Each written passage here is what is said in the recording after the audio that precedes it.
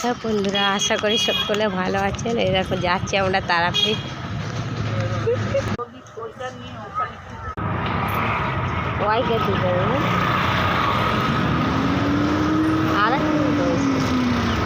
কত ভিড় হয়েছে, এত ভিড়ে যাবো কি করে ওরা?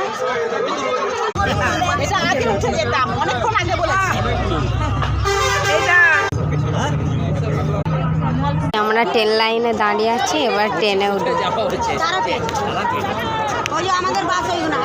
ট্রেনে উঠে গেছি।